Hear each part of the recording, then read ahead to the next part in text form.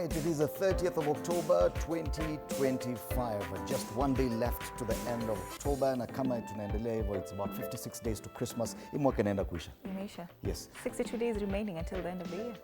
It's done. It's done. Yes, a big day in Tanzania still. A lot of focus there, and we'll be looking at the dailies later on. It is also, what do we call it? KCSE leo, they have a very busy day. They have home science, art and design, woodwork, metalwork, electricity, building and construction, power mechanics, drawing and design, as well as computer studies. These are just some of the special papers that different groups of KCSE students are sitting for today. Meanwhile, KJSN, they're sitting for the integrated science papers starting at 8 a.m. this morning, later at 11, pre-technical studies, and then they're done for the day. Remember, they still have tomorrow and Monday. Meanwhile, KPSEA ended their assessment yesterday. Only as far as the exams and assessment papers are concerned. Karibu sana, this is the Morning Cafe. My name is Fred Indema. My name is Ann Odida. Let's take a look at the local news. All right, defying Suluhu, that's a big one on the Standard. Na inafuatilia ile jana alikuwa amesema ni Samia versus Suluhu. Sio sisi, tunasoma tu vile inakuja. Taifa leo TZ roho mkononi. Lakini ameweka pale ile kidole ni kama anataka kusema ni. Sio mimi nimesema ni kidole kimoja. Daily Nation. Keep off church clergy tells state, but down there they still talk about Tanzania. Police order curfew after protests hit Tanzanian polls. So still a lot of focus on what's happening across the border. The Star USA report links Kenyan officials to global human trafficking ring. Lakini Tanzania is on the front page as well. Oh, yes, exactly.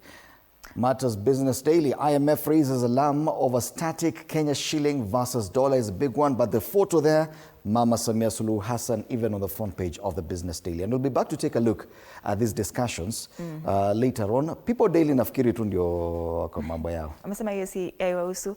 Wanga factor, will Raile's Protig be Ruto's deputy in 2027? All right. People Daily there matters, people and politics, emerging voices. Today our focus will be on the Tanzanian elections that happened yesterday. A lot of news coming from there, but incidentally, you know, we don't even have papers from Tanzania today. Really? There's no internet. Internet was shut down. Ile curfew pia? There was a curfew, a countrywide curfew, plus internet was shut down. So there's no way we can get the newspapers, even if they have the newspapers. Oh my There's no way we can actually receive anything.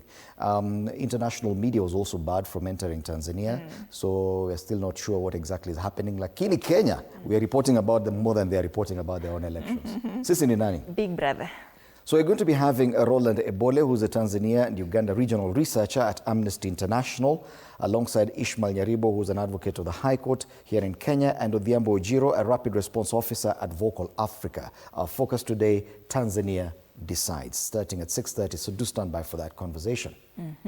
Later on, we'll be having a team from the Kenya Deposit Insurance Corporation. That is the CEO, Helen Chepkonyi, and Paul Manga, to talk about deposit insurance and savings. Interesting conversation. Yes. Coming after that conversation in the UFA, apparently they're almost doing the same thing. Lakini KDIC will be here to tell us what they're doing. Kwanza waulize swali. Mimi nikianza kwanza hizi unaanza kulipa premium itamachua after a while. Alafu nafika mahali ninakuwa mvivu na nimelipa for about 5 years and I stop. Hiyo pesa inapotea. Waulize tu hiyo. I need to know. All right. Let's cross the border tuone kwingine wanazungumzia nini. This paper in Uganda, the Daily Monitor, ameamua ni shut down. Because the Daily Monitor and the entire Nation Media Group in Uganda has been barred from covering Parliament.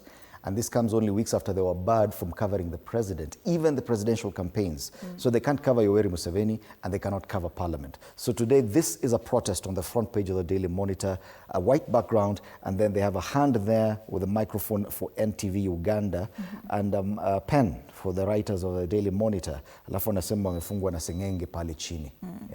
Ukiscrolli picture tu hivi up, utaona vile wameweka hapo.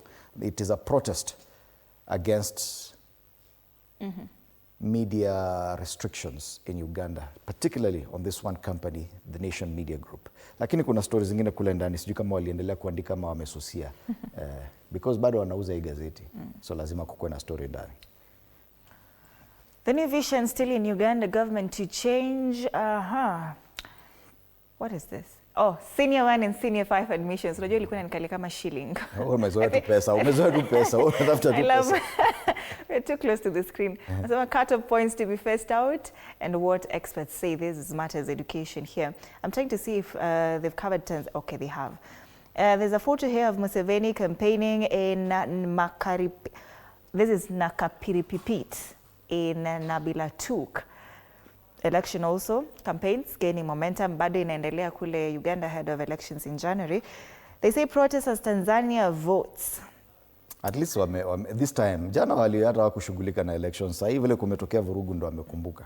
Tanzania kumbe wana exist. Lakini hata watuambie ni nini There's a story on page 36. Huko nyuma huko karibu kwa sports. By the way, Ugandans don't care about what's happening anywhere else. They have bigger problems like this one. And that one is about 4 Ugandans get HIV per hour. Per hour. Per hour.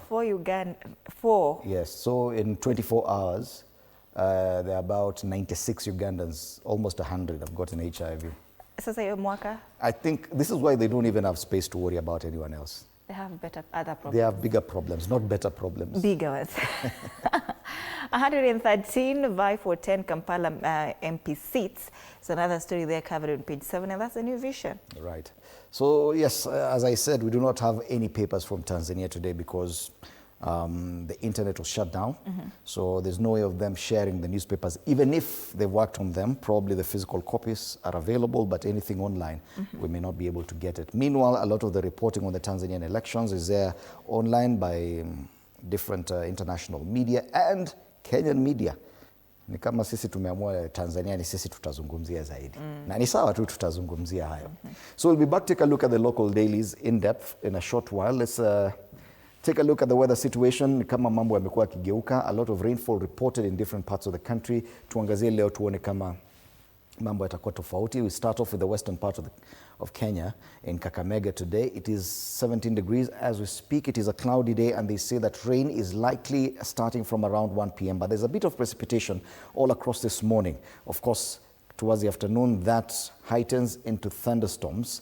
And in as far as precipitation is concerned, 13.8 millimeters, which is significant there in Kakamega. And this will continue into the weekend and into next week as well. The northern part of Kenya, Garissa. 25 degrees in Garissa this morning, feels like 27. It's a partly cloudy day here. Highs of 31 degrees. Precipitation in Garissa, 0.9 millimeters.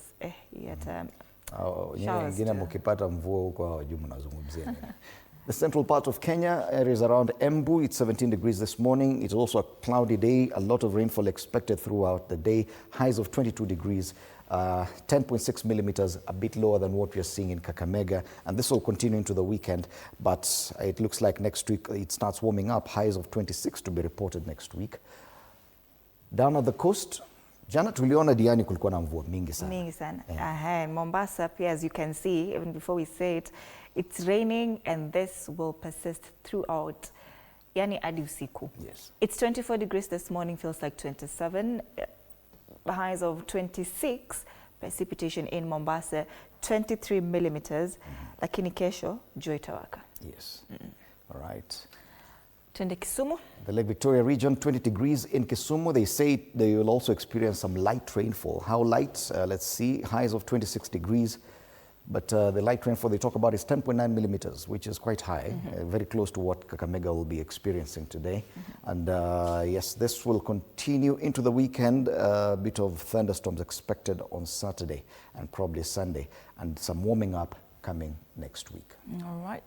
Finally, in Nairobi, it's 17 degrees this morning, feels like it. It's a cloudy day, but it's also a rainy day. Highs of 21 degrees. Precipitation here, 13.3 millimeters.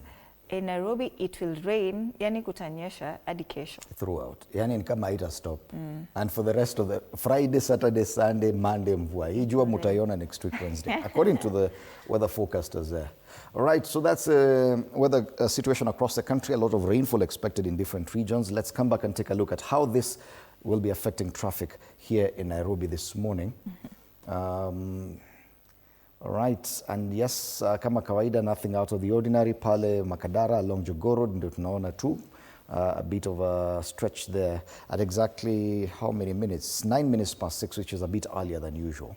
Pale, next to the City Stadium roundabout, it promises to get troublesome this morning because you can see a stretch of yellow just before the roundabout. But after that, that stretch of Landis Road opposite Machakos bus station, hapo Mudhuru, ni kama iko sawa, sio mbaya. But once you get to Haile Selassie Avenue, areas around Marikiti and Railways bus station, and Railways roundabout as well, it is getting busy.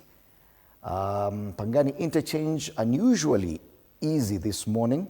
Not much traffic around there, meaning guys coming from Thika Road and Kiambu Road can have an easy time getting into town right now. I'm sure this will change in a few minutes' time.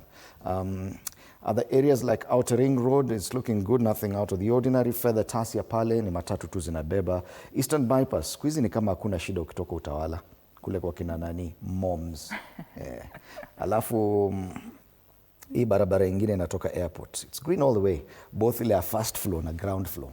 Mombasa Road, it's green all the way into town. The other side of town, Southern Bypass, maeneo ya Karen.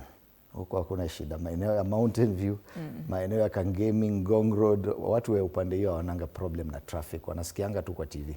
Hata ABC, all the way into town, it's looking green. CBD, nothing much to worry about. It's typical Thursday, ile Junior Friday. Lovely traffic this morning. 11 minutes past 6 a.m. Let's have the quote of the day.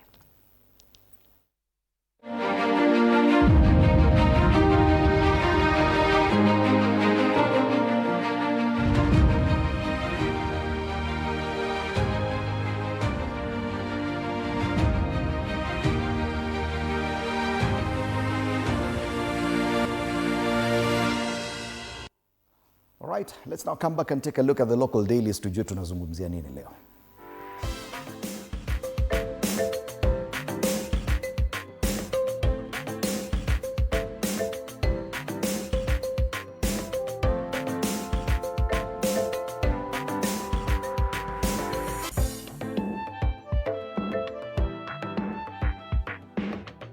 Defying Suluhu is a big one on the front page of the Standard, and the Standard has maintained this kind of headlines on what is happening in Tanzania. Yesterday, the headline read Samia versus Suluhu, which was a bit stinging. And leo Suluhu still mentioned there, but defying Suluhu. So they call it people's power. Tanzania is on edge as violent protests erupt across major cities, with hundreds of angry youth defying police to denounce what they call a sham election. President Samia Suluhu Hassan is coasting to victory after sidelining opposition leaders and tightening her grip on power. Roads are burning, the internet is throttled, and public transport has ground to a halt in an unprecedented show of defiance. They call it unprecedented because in Tanzania this has not been seen. Ati political related violence in Tanzania wapi? Jirani alikuwa anaangalia wasema nyinyi wa Kenya hamko sawa. Mnafanya nini? Nyinyi mnaita mpaka rais majina alafu mnaenda mnarushiwa tear gas mnarudisha kwa askari. Jana niliona picha moja jamaa anapiga teke tear gas, lakini sina hakika kama ilikuwa ni Tanzania. Anapiga ile return to sender. The tear gas canister is thrown at you and then unairudisha back to the police. Labda ni sisi. Hiyo hawakai kama wanaweza fikia hapo. Anyway, there's a lot of trouble there. The only challenge now is that there's no internet in Tanzania, and the curfew was nationwide starting at 6 p.m. yesterday, immediately after polling stations closed. So a lot of the news coming from there, we still do not have first-hand experiences from Tanzanians and Tanzanian journalists. But Kenyans appear to be getting a lot of information. Munatoa wapi information? Deep state. Na curfew ilikuwa ya nini first of all? Because there was a chaos across the country, so they said, okay, fine, kila mtu aende nyumbani sasa. Kila mtu aende nyumbani, ukipatikana uko nje. Walitoa jeshi la wananchi la Tanzania. The army came out immediately. Paka wakaambia askari polisi kaeni kando. Yes. So the military was already patrolling. And you know they've learned a lot from Kenya. Wameona events of last year, June 25th, and this year again. So there was a lot of anticipation of what may happen because the protests, and this is it, Tanzanians were very clear. We're coming out to protest against what we feel is a sham election. Si ati, one term, two term, no. Sema, what we feel is an election that is not going right, that is what we're protesting against. That's why they came out of the streets yesterday. And a very interesting photo there. of the military na watu kadhaa wameketishwa chini. Lakini hizi picha ni kama zile za Kenya za 1992-93. Au sasa ndio wako sasa ndio wafikie mahali Kenya imefika sasa. Hawa ni kama miaka watafika hapa maybe 2050 2060. Ndio watafika ile level Kenya imefika. Lakini unajua nashangaa sana because even us in Kenya sometimes during election year period or secure election we usually have a lot of unrest, but we've never had curfews. Not on election day though. Usually we wait until the results are announced. Then hapo ndo kunaanza kuwa na mshike. But on election day we are very peaceful. Kila mtu anashughulika na mali anapiga kura, alafu tunangoja tunasema na msijaribu kufanya ile kitu. So on the inside pages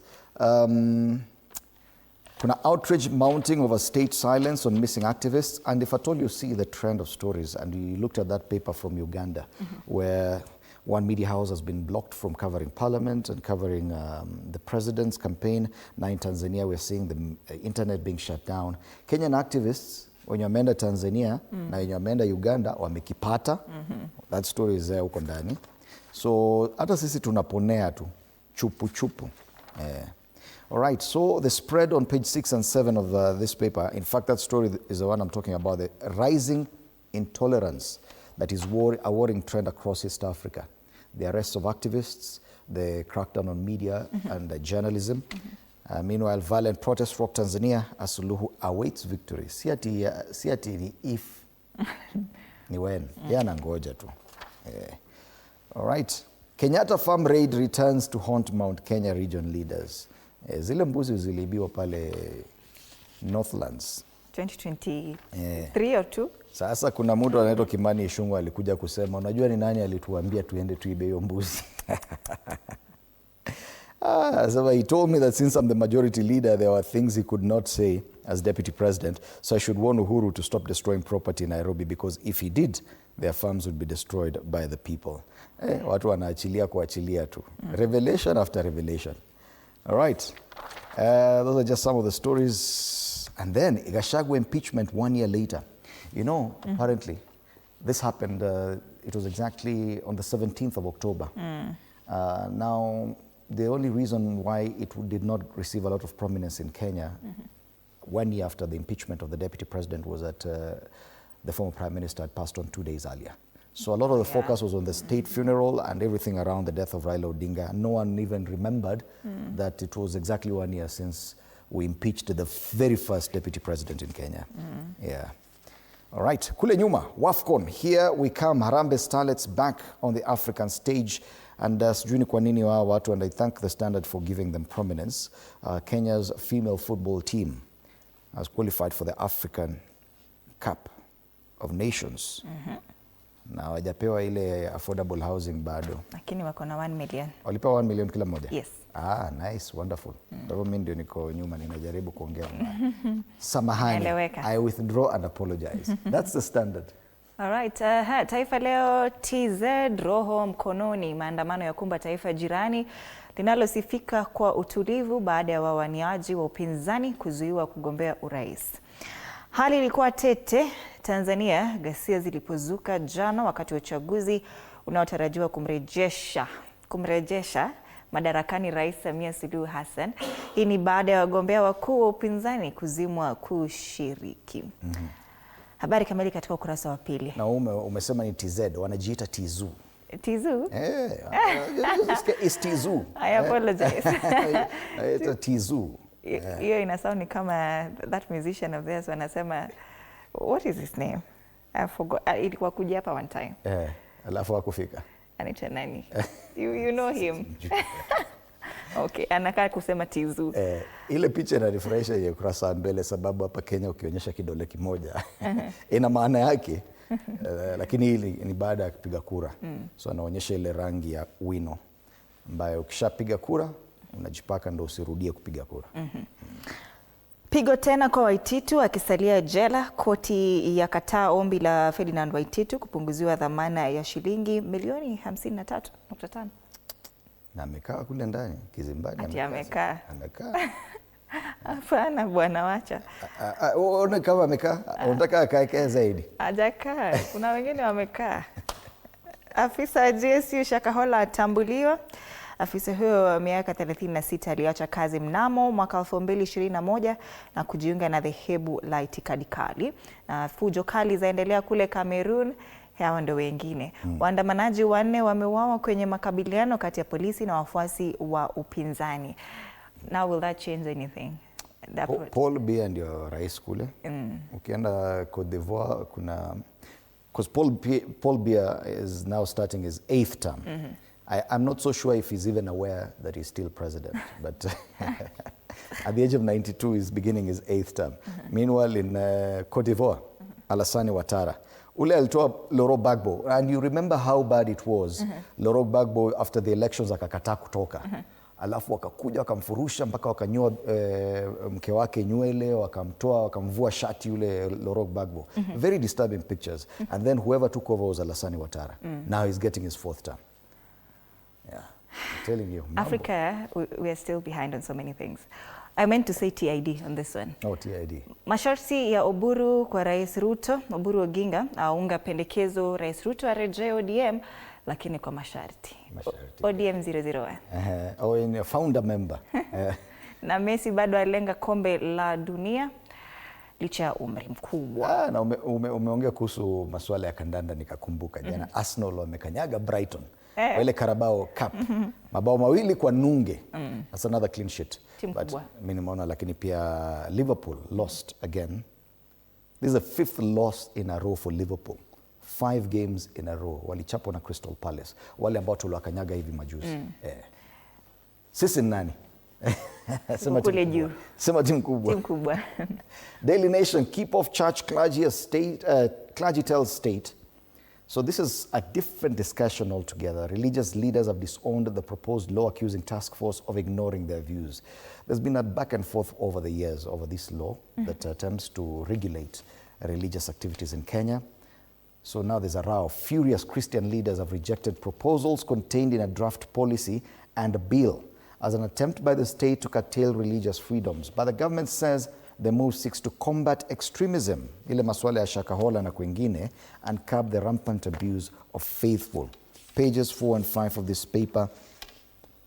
Wanasema both Muslim and Christian leaders have come out to reject contents of the draft policy and bill, accusing the government of attempting to curtail religious freedoms. The constitution is clear that state and religion shall be separate. This according to the church leaders. We wonder why the government is keen on regulating religious institutions while introducing punitive fines and jail terms.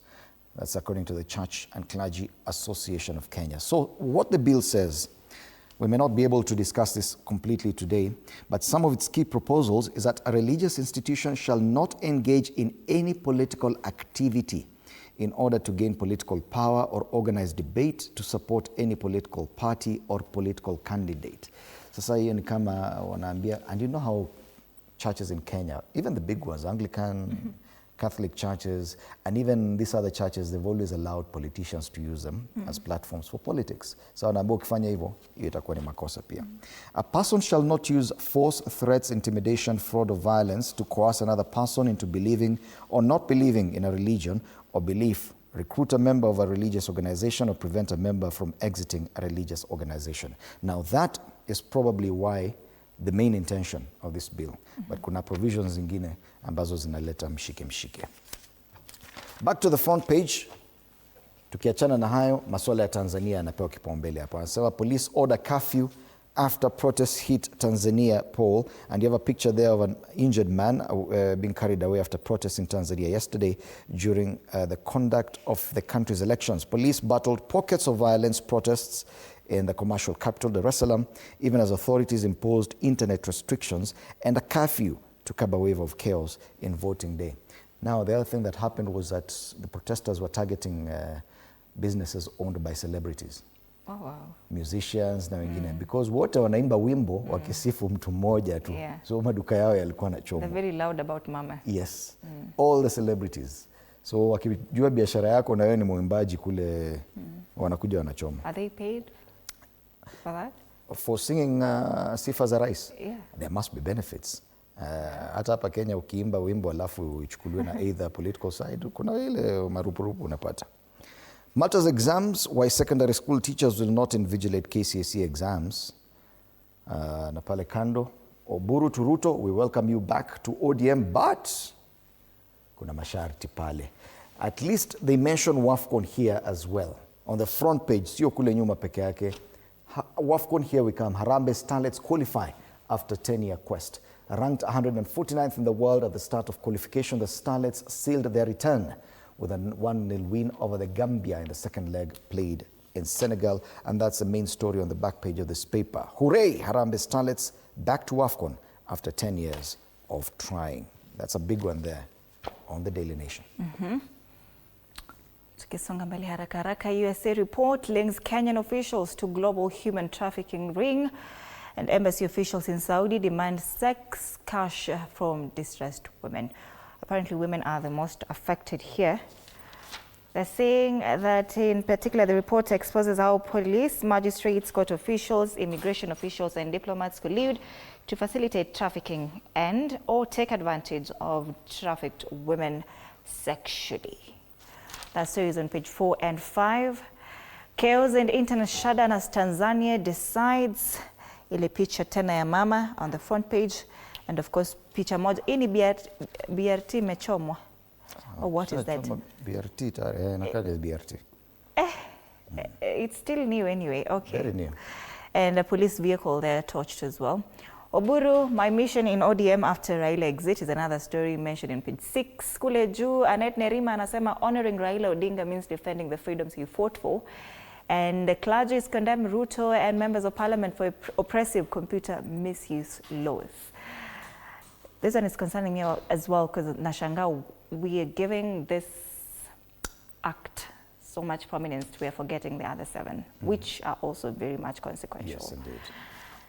Anyway, letu jicho. All right. Business Daily, IMF raises alarm over static Kenya shilling versus dollar. Officials from Washington say local currency is too stable. They don't want it to be stable. Shilling stuck at 129 range for nearly a year.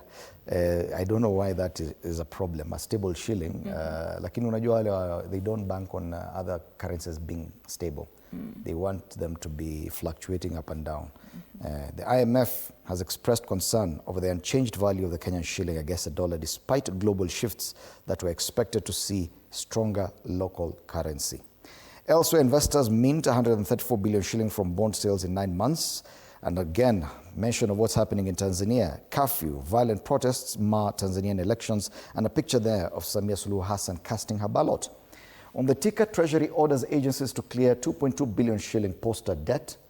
State relaxes strategic minerals trading rules, and a Vexim bank guarantees 11 billion shillings payout in sale of NBK.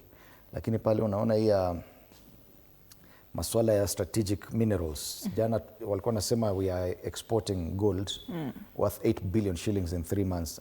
Na hatuna hiyo dhahabu hapa Kenya, hatuna gold. Business Daily. Finally, People Daily, Wanga factor. While Raila's protege or protege, depending on how far your village is from England. So Wanga factor, will she be Ruto's deputy in 2027?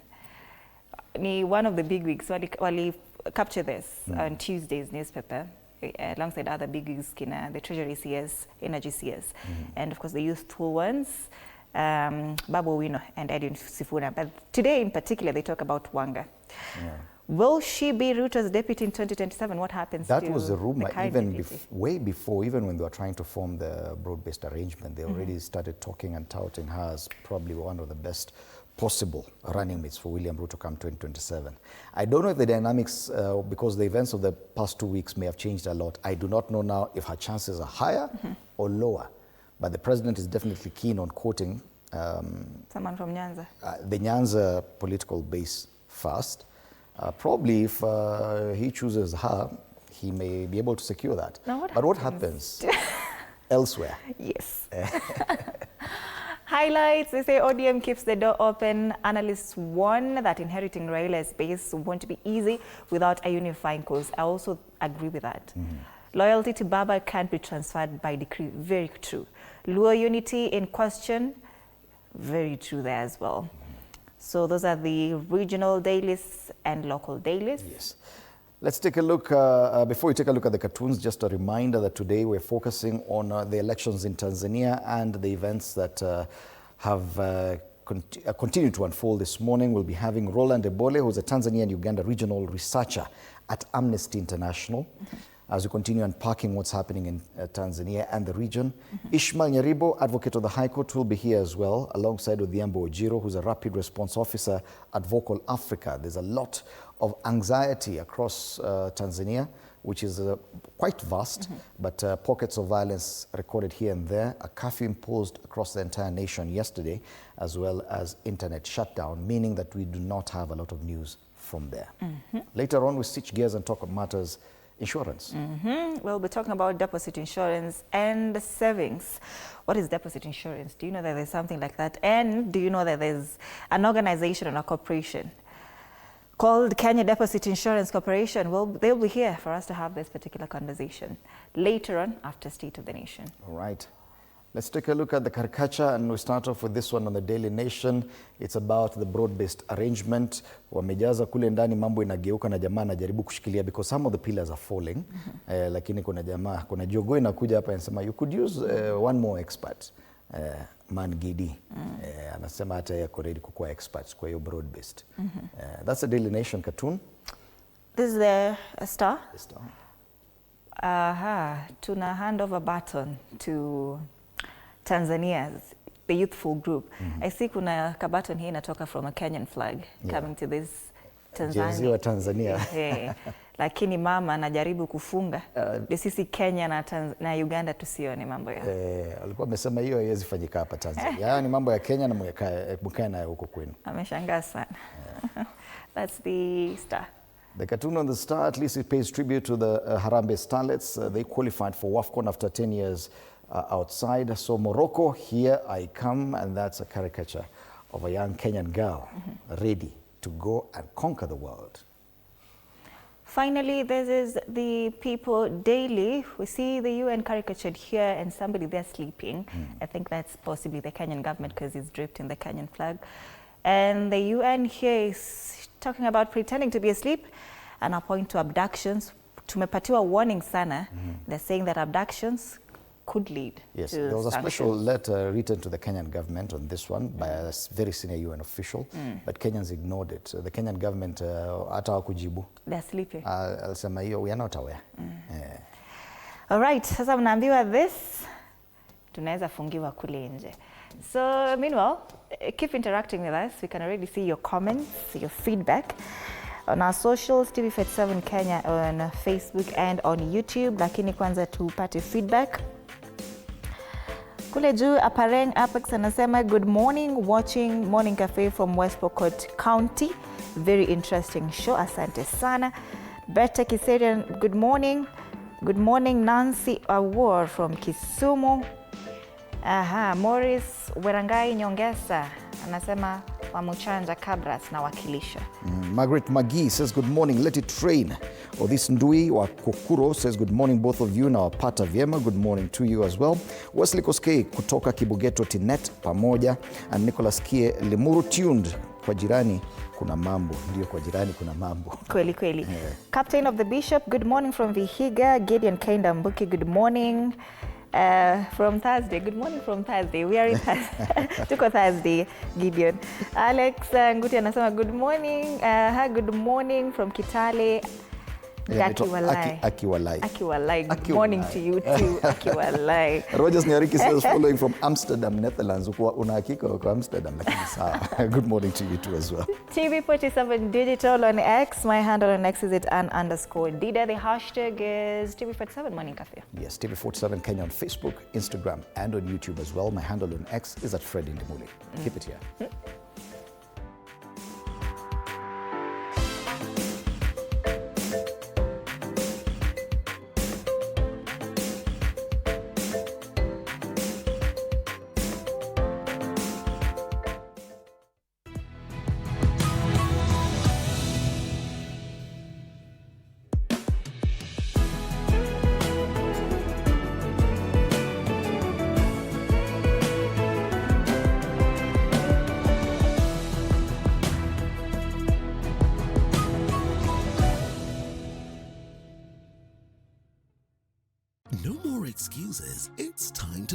days. Grind and own your mornings. Join Coach Shadrach Oma every Monday to Friday from 5:30 to 6 a.m. only on TV 47. Full body workouts, zero equipment, maximum results. Start strong, stay strong. TV 47 Fitness with Coach Shadrach only on TV 47.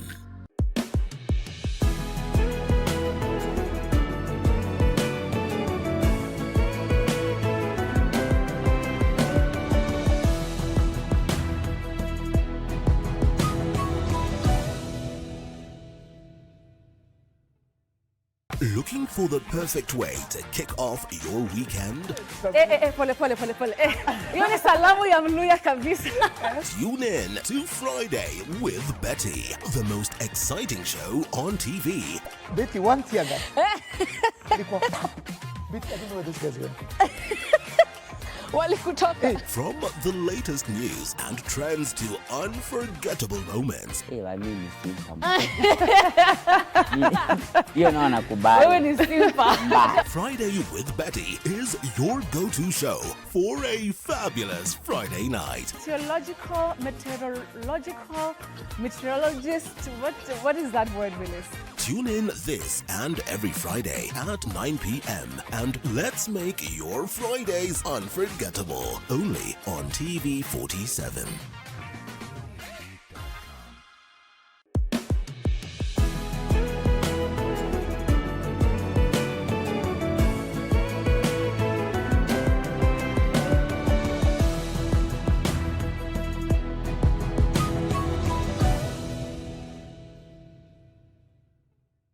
Enjoy uninterrupted live streaming of your favorite programs on TV 47 and Radio 47 on the go with our new mobile-friendly website. Experience the future of broadcasting. Visit www.tv47.digital or scan this QR code and stream your way to endless news and entertainment. Welcome to the home of untold stories.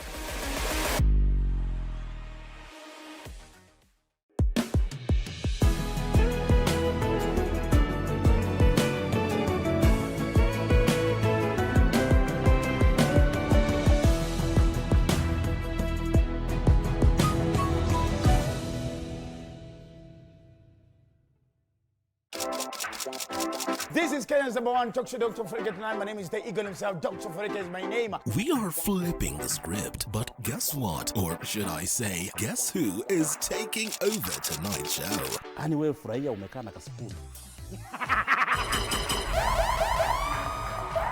CP unit ni Punet. So you guys knew about Piga. Sawa basi. Sema, that on gave you the whole time. I don't want to go back to brokenness.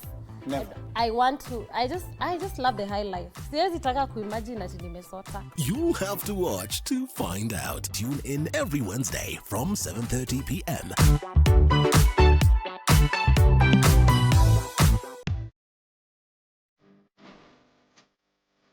Next time you need fresh lemon juice, microwave a lemon for 7 to 10 seconds. Then, roll the lemon back and forth under your palm on the counter. When you squeeze, you'll get more juice from the lemon with way less effort.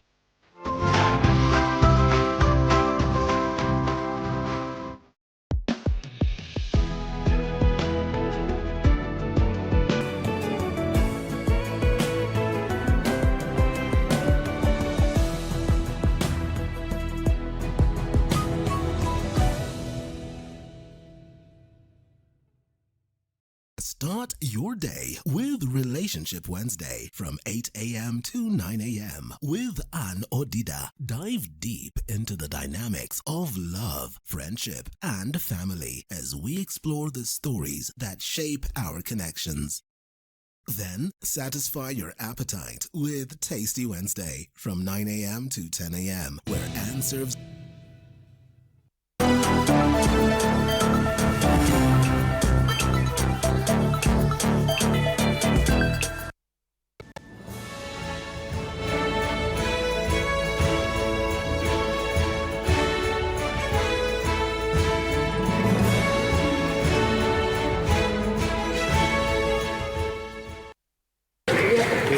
Tanzanians went to the polls early Wednesday morning, with President Samia Suluhu Hassan seeking her first full term since taking office in 2021. This election has been the most watched, home and away, as well as the most scrutinized, many citing the playing field was uneven, with intimidation, arrests and restriction on campaign rallies for the opposition being the order of the day. Wale ambao bado wako nyumbani wajitokeze, waende wakafanye, wakatimize haki yao, wakapige kura, chagua viongozi wanaowataka. But as the ballots were being cast across the country, the mood would suddenly turn tense. By midday, protests had erupted in Dar es Salaam, with demonstrators burning tires and blocking roads, all demanding a stop to the ongoing election.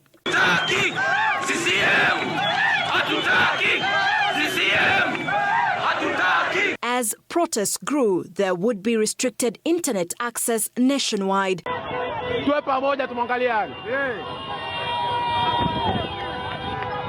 The network observatory platform NetBlocks reported a 90% drop in the country's connectivity, with social media platforms blocked. The escalating situation leading to alerts, including from the United States Embassy to its citizens in the country, urging caution as tension escalated. And by evening, the Tanzanian police force announced a curfew in Dar es Salaam beginning at 6 p.m. So tonight, under the curfew, Tanzania's democracy remains under a test, as all eyes now look to the National Electoral Commission that has up to 7 days to declare the official results. Sheila Chelangat for TV.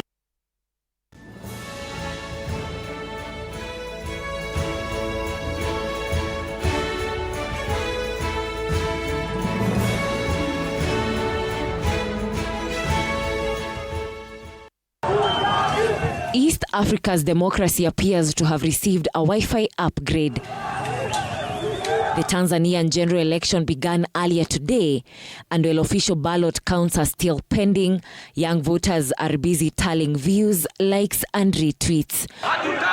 What started as a political moment has quickly transformed into a digital demonstration, with offline protests mirrored by a lot of online activity. Tanzanian President Samia Suluhu Hassan faces criticism from opponents who question her bid for another term, calling it overly seasoned. Meanwhile, Tanzania's Gen Z voters are vocal on social media, and their Kenyan counterparts have joined the conversation, turning the comment section into a virtual political battleground. Rallies and roadshows have been replaced by filters, captions and trending sounds, while across platforms such as TikTok, X and Instagram, memes are drawing attention in ways traditional manifestos could not. Kenyan youth are posting solidarity videos, remixing political speeches and using sharp humor to critique leaders. Voters demonstrate that commentary and satire have become tools for political expression, especially now in the digital age. In both countries, some Gen Z activists are accusing incumbent President Samia Suluhu of suppressing opponents, creating viral memes that depict her in humorous and critical ways. These posts flooded the internet. Muthoni Brenda for TV 47, Nairobi. Tanzania decides. That's a big conversation this morning. Meanwhile, a dusk to dawn curfew has been imposed in major cities, including Dar es Salaam and Dodoma, actually nationwide in Tanzania, following the protests that were witnessed in different parts on election day yesterday. And also reports that we are receiving is that there is a nationwide internet shutdown in Tanzania, and we tried accessing newspapers from that end this morning. We could not, and because we do a review of the papers from the region, we could not, and we still do not know what they're talking about in the papers today. Meanwhile, in Kenya, it is a big story on all our front pages. Defying Suluhu, that's the front page of the Standard. It is there on also the front page of the Star, the bottom part. Chaos and internet shutdown as Tanzania decides. Pale chini kwa ukurasa wa mbele wa gazeti hilo. Even the Business Daily in Kenya makes mention of what's happening in Tanzania. A curfew, violent protests mar Tanzanian election, and a photo there of President Samia Suluhu Hassan casting her ballot. It is also there on the front page of the Daily Nation. Police order curfew after protests hit Tanzanian poll. And that forms our biggest conversation this morning. Allow me to introduce my guest this morning. We're privileged to have in studio Roland Ebole, who's a Tanzania-Uganda regional researcher with Amnesty International. Karibu sana. Thank you for having me this morning. Yes, we're hoping that we'll be getting two other panelists for this discussion, but let's kick off from there. In an internet shutdown, did you expect that, or even the curfew that was imposed nationwide on election day? One, did we expect that? Somehow, yes. We've seen that before. We saw internet shutdown or X shutdown earlier this year when Boniface and Agatha were in the country to observe Tundu Lissu, the main opposition party leader's trial. And after they were arbitrarily arrested and went missing, you remember Kenyans went online and started demanding for their release using their usual style of, ridicule and make fun of Samia. And even supposedly, you remember at some point, the Tanzania police X accounts were hacked. There was some other government department as well, and then decided to shut internet. So it is not unusual for especially states that use authoritarian practices to really shut down on communication around election times. It also happens in Uganda. What we did not really see or imagine would happen at the scale it would have are the protests. Mm-hmm. But one thing we knew, they were going to happen. Of course, with bottled up tension in a country where we've reported dissent, we've reported, this kind of tension building up. And of course, the state has continued dismissing our reports. But this is actually proof. I have said somewhere else that it is a good example, of what actually happens. So we expected protests. We expected that, of course, some people will want to go and vote. And also, the other thing is that we expected some people who want to remain and guard the vote. And I think that is what curfews seemed to curtail. Sentiments just before the elections, and even sentiments in response to what had happened in Kenya last year and this year coming from Tanzania, was a shock and surprise for most Tanzanians that how could you do that on your end, seeming to indicate that to them that was never the choice of direction to take in matters politics from their end. Are you saying you anticipated this, or the protests were the ones that were not anticipated, at least not from Tanzania? This is the first time we're seeing this kind of violent political-related protests in Tanzania in a very long time. Yes. So in terms of in a year, I would say is that I've documented two pre-election contexts while working at Amnesty. And one of the 2020 elections, the pre-election environment. At that time, President Magufuli, the late, was the president. And at that point, our report, we call it lawfare, repression, ahead of the 2020 general election. And in that case, we documented that President Magufuli had revived very old laws going as back as 1980s, and also formulated new laws, including the Media Services Act and other regulations, the Cybercrime Act and all that, to really stifle dissent ahead of election. And I'm saying that in this new season, now documenting elections this year, and the report, we're calling it unchecked, unopposed, unjust, wave of terror ahead of the 2025 vote in Tanzania. We are seeing some kind of, the repression has gone a notch higher. I said it on the studio a few days ago that it is repression on steroids, meaning that we are seeing a situation where the government, the state, has even jailed the main opposition leader and disqualified the other one who was coming to really, be close to defend. This is a time when the state has even kidnapped or abducted its own or is accused of not doing anything with regards to the abduction. Humphrey Polepole, an ambassador, was abducted a few weeks ago, still missing. We have Bishop Gwajima, who is a CCM Chama cha Mapinduzi legislator who has been attacked, and his churches, more than 2,000 churches, banned from continuing services. So the tense moment had bottled up. Chadema cannot participate in election at all levels. So you are seeing its members who are maybe disgruntled. So going to the street was something that we really anticipated that Tanzanians were going to do. At this level, I think even Kenyans are actually shocked. Okay, yes, definitely a shock, the scenes that we're witnessing on the other side of the border. Allow me to welcome Ishmael Nyaribo, advocate of the High Court, to this conversation. Karibu sana, Bwana Nyaribo.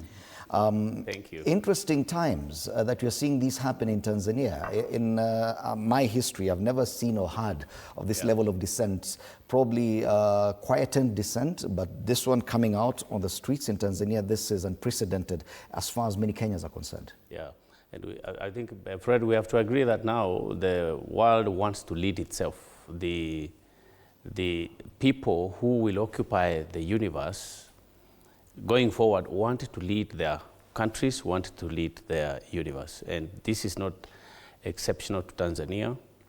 We have been doing this in Kenya for the longest time. This is not exceptional to Uganda either. The more vibrant young people have been trying to do something. They have been suppressed in one way or the other. We did not expect that the youth or the younger leaders in Tanzania would actually go to the street, because of their culture, the way they have brought themselves up, uwiano ya ujamii, and the way they practice their democracy from obedience perspective. Kenya practices its obedience from freedom of expression more than obeying. I mean, for us, expressing yourself really is more superior than just saying, I obey. Mm-hmm. But for Tanzania, the way they were mimicking our country, for example, in terms of when younger people don't want really just to listen, they also want to see action from governance leaders. They were not ready to shut up or to just follow what the executive is saying. And therefore, it is true that it's a moment in Tanzania. Tanzania specifically. I mean, if it was in Uganda, we've seen this through Bob Wine and the other young leaders, but this is the first time for Tanzania. And I think we must all in East Africa stand in solidarity. And I know we'll be talking about this, but I will look at what has been I hope you give us a chance to say this. What has been the views of former presidents of Tanzania about their country and about East Africa? Right. Is it changing? Mm-hmm. Is it changing because of young people being rude or reckless? Or is it changing because the governance structures in our East African countries are still old style? All right. Roland, you keep talking about and you keep circling back to Kenya. Are we saying that what we're witnessing in Tanzania could be in a huge way influenced by what has happened in Kenya over the last 2 years at least, as far as Gen Z protests are concerned? I think Kenyans are pesetas, and this is worldwide. It's global. After the Gen Z led all generations protests, we've seen other replications in so many other countries, including Madagascar. So one, I would say that there is a lot that has come from, it can be done, or something can be done. It can be pushed. Kenyans have pushed. Majirani have pushed. Mm-hmm. We are the ones who have been accused so much. And I remember in the words of Samia Suluhu Hassan, would be majirani, kule kwa majirani kumechafuka. But then we are seeing a situation whereby they're now witnessing, or they're now experiencing, what Kenyans have been doing for a very long time. But again, you may need to realize that Tanzania has not been so much peaceful as we actually want to say. Mm-hmm. I keep on telling people that every election year in Zanzibar, there has been post-election violence. People have been killed. Forces have been drawn from neighboring countries to go to Zanzibar. They have got 2 election dates, 28th and 29th for this October, for instance. So the elections are 2 days. And the United Republic of Tanzania. Those are two states in one country. And it's the only United Republic in the region, for instance. So the Tanganyika bit, United Republic of Tanzania has always not wanted to lose Zanzibar. And so in every election, when Zanzibar has got an opposition backing, or they are basically opposition, then the state would want to do everything within its powers to make sure that it still controls Zanzibar. So this has caused a lot of violence every election year.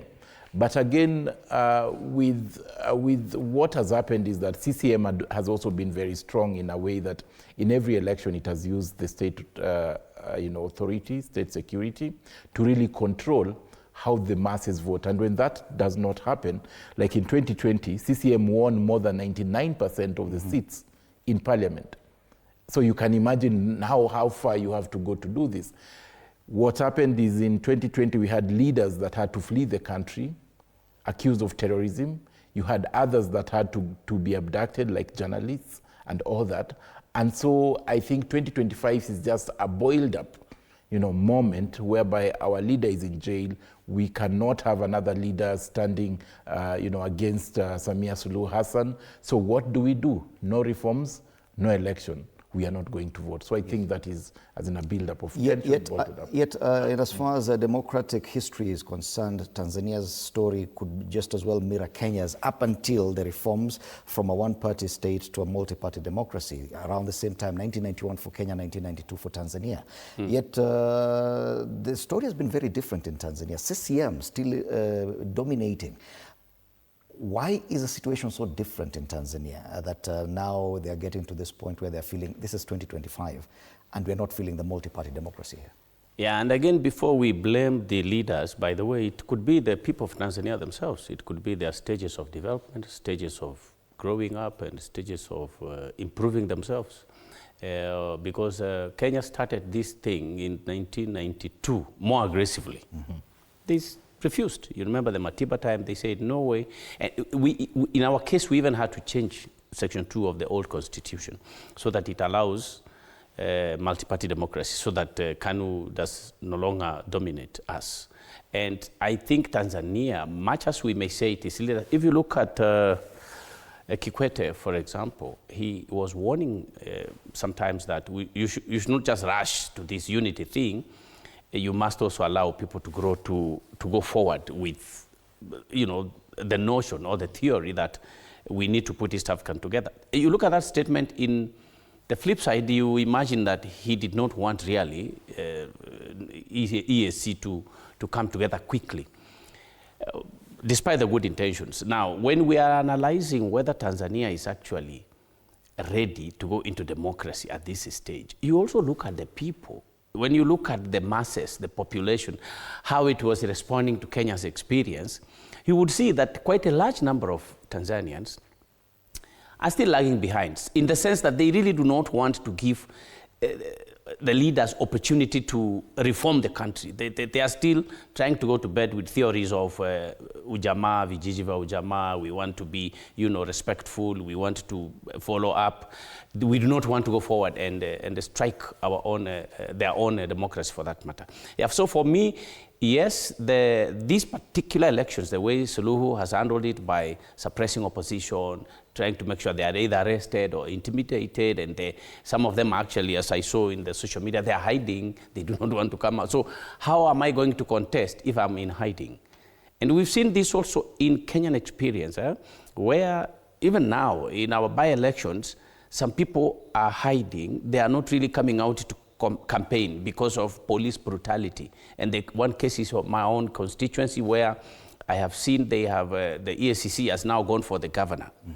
The timing is questionable, in the sense that you are now arresting the governor, going to his home, intimidating him, when there is a campaign going on for the by-election. So the people of any nation must determine how their leaders will operate. And in this matter, I do not condemn Tanzanians per se, but their stage in life is now they are coming up and saying we want to be independent. But senior, 32 years later, how come that situation is on that we're seeing there? Not even like that. So was there regression, Senior Ribo? Because, you know, Tanzania, if you look at Tanzania, it has played a very big role in the liberalization of many countries in Africa, especially the Southern African countries. You know, the Frelimos and all that, they were housed. Even ANC, at some point, Mandela was, you know, ran to Tanzania and hid there for some time.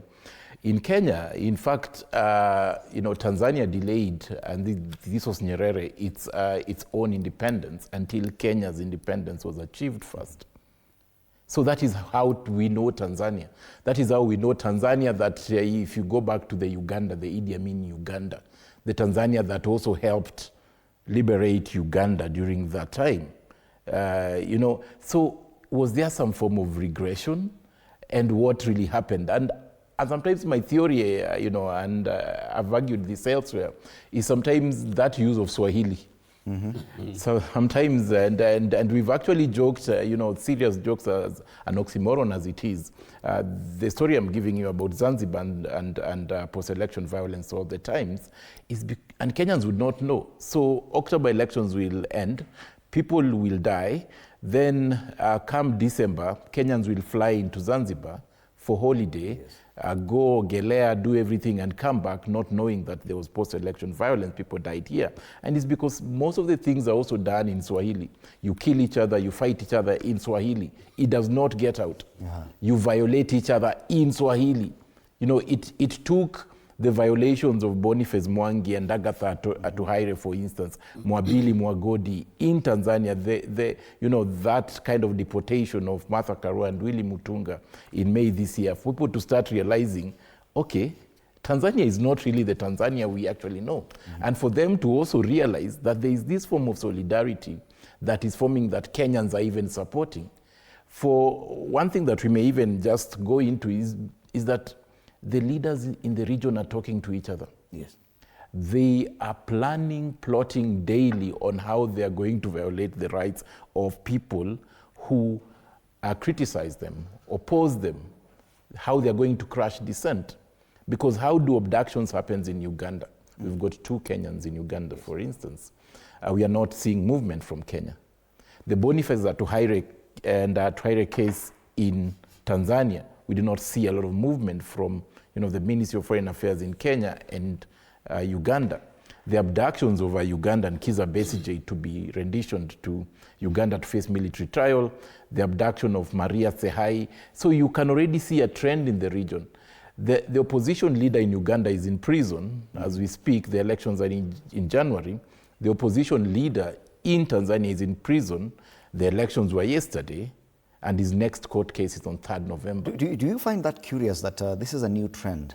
That, as you mentioned earlier, Tanzania, Kenya, and Uganda have always offered dissenters from their home countries refuge. And that's across board. Kenyans who are considered dissenters here could run to Tanzania or to Uganda and be free. The same from Uganda and Tanzania. But this is a new trend that all 3 leaders are working together, and we can see that all are in agreement, and the same thing is happening across board. Now, Roland is actually brought a very important question and point that was it regression, or because what happened? And it is true.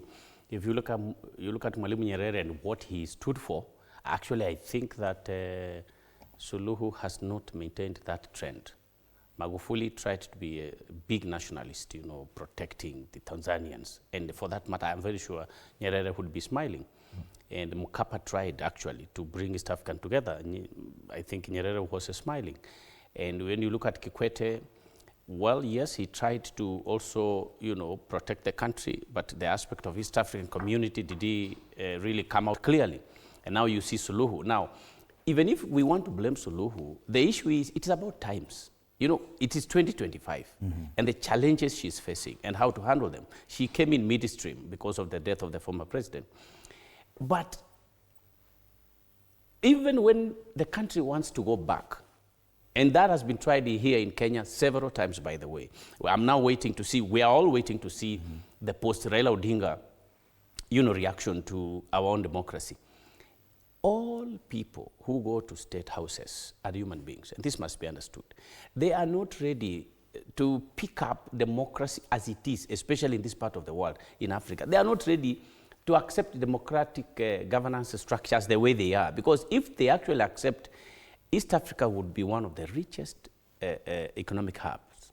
But they don't want to do that because, of course, people get into office a bit hungry, and people get into office with the human lust of acquiring wealth, indiscreetly. So, and that is the part whether did the country regress or not. So the people are called upon to ensure that we do not go back to one-party system, for example, in the case of Kenya. And even in the case of Tanzania, it's all about, are people pushing enough? Because if you just sit back and say, we had a very good president called Nyerere who started the country, and therefore we expect everyone else to follow, that is where we miss it, and that is where the leaders go wrong. So it's all about putting your leaders on toes throughout, not just during elections, but also during the 5 years of a country's governance. All right. And this trend, has it in any way been fueled by this attempt to actually merge and have a confederation of East Africa, a common currency, open borders, open ideas? The fact that we're talking about regression in Tanzania, yet Kenya appears very progressive in as far as democracy is concerned, you're having challenges from Uganda. Is it even possible to actually find a unifying factor in as far as our progressive ideals are concerned? No, at this stage, I think whatever it is that we are seeing in terms of what the authoritarian practices is not for positive gains in terms of, uniting East Africa. If anything, it's very selfish, and it's geared towards incumbents making it back to power. Remember, we have elections in Tanzania that are happening right now. Then we have elections in Uganda that are happening next year, so 2025, 2026, and in Kenya, 2027. If at all there was really a genuine look for open borders and all that, in the sense of it, incidences like the deportations we are seeing would not be happening.